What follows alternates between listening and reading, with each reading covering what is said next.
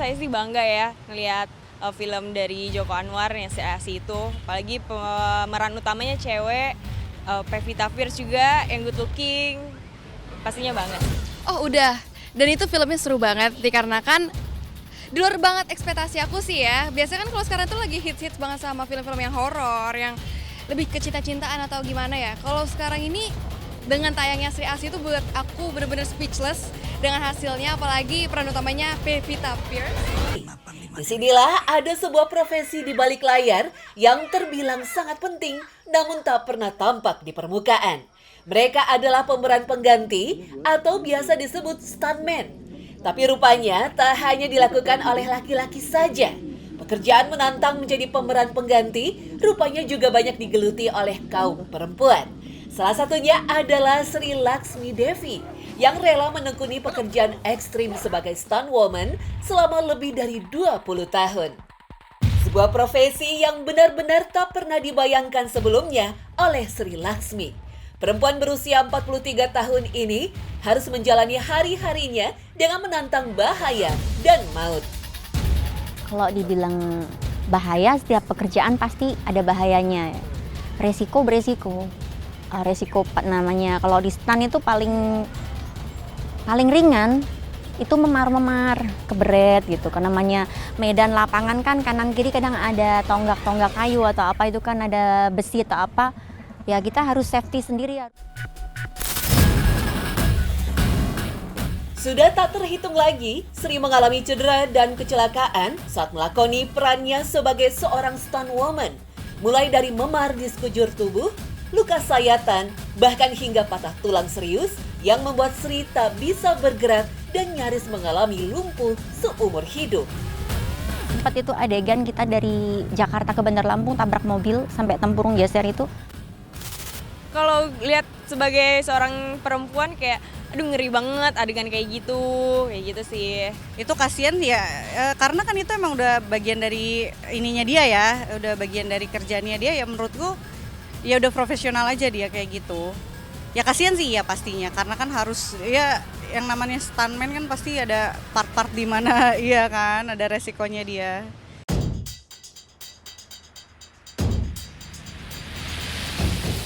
Keberadaan pemeran pengganti memang tak bisa dipandang remeh dalam industri film.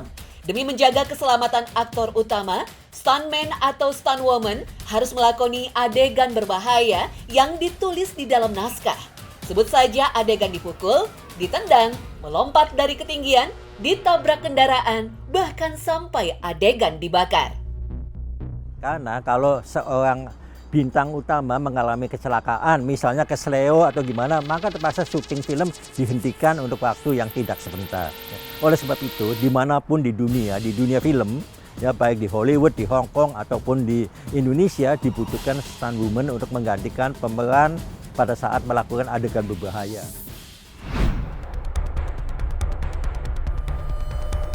Bahkan menurut Yan, pemeran pengganti adalah salah satu pekerjaan yang paling berbahaya di dunia.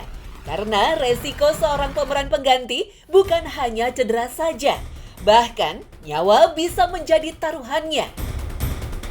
Ada beberapa, bukan cuma stunt woman ya, tapi stuntman dari Hollywood, bahkan juga di Indonesia, ada yang saya kenal dan meninggal dunia karena kecelakaan. Misalnya tali yang dia pakai itu putus, ya, lalu jatuh ke banting, ya. Udah ada beberapa yang memang namanya tidak akan dikenal, hanya akan dikenang, gitu ya. Nama-nama mereka itu tidak disebutkan dalam kredit titel, tapi mereka itu adalah stuntman yang berdedikasi penuh pada bidang yang dia geluti, profesional.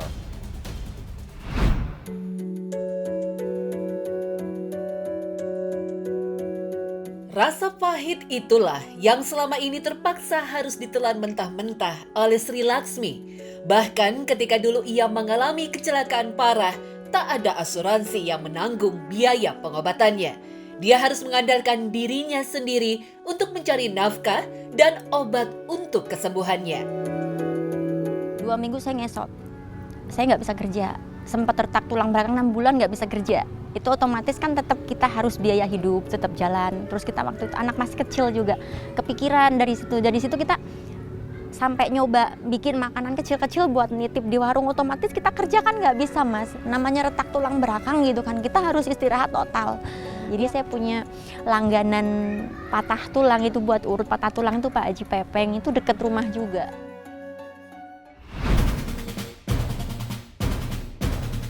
Mirisnya, tak hanya bahaya pekerjaan yang harus dihadapi Sri, upah yang diterima pun jauh dari kata layak. Dan sekarang tuh emang kalau stan di Indonesia itu emang bener-bener, mohon maaf tuh bener nggak ada harganya, nggak ada nilainya. Terus dari segi finansialnya juga dari tahun ke tahun tuh nggak pernah namanya ada peningkatan. Ada peningkatan udah mulai membaik tuh selalu ada ya teman-teman kita sendiri yang menghancurkan. Dari situ Kak, mungkin karena ya alasannya urusan perut lah apa. Tapi kalau saya pribadi sih berusaha nggak mau stuck di bidang stan aja ya. Makanya saya tetap gali potensi di luar bidang apa sih yang bisa gitu. Jadi buat menutup kemungkinan di saat job stan udah mulai sepi nih, nggak rame, otomatis saya bisa banting setir gitu.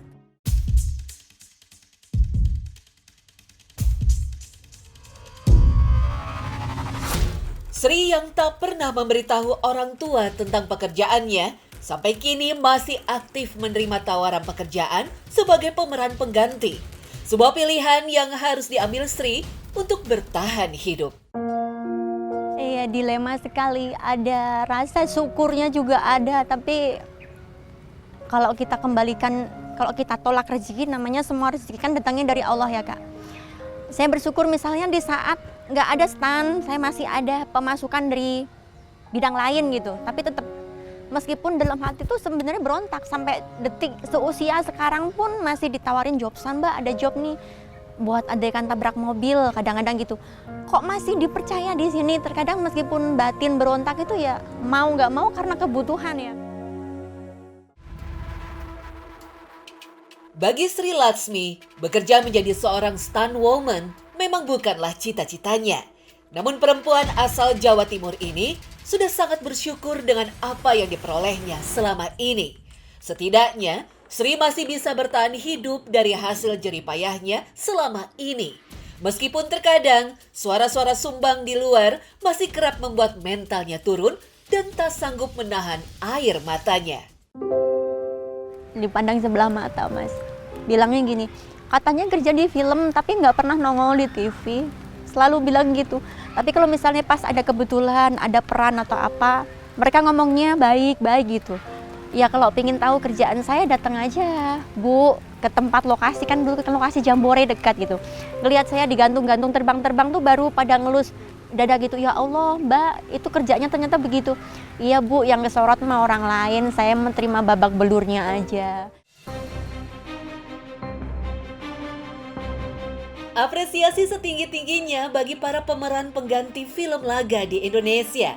Sudah sepatutnya para pembuat film memberikan perhatian lebih kepada mereka.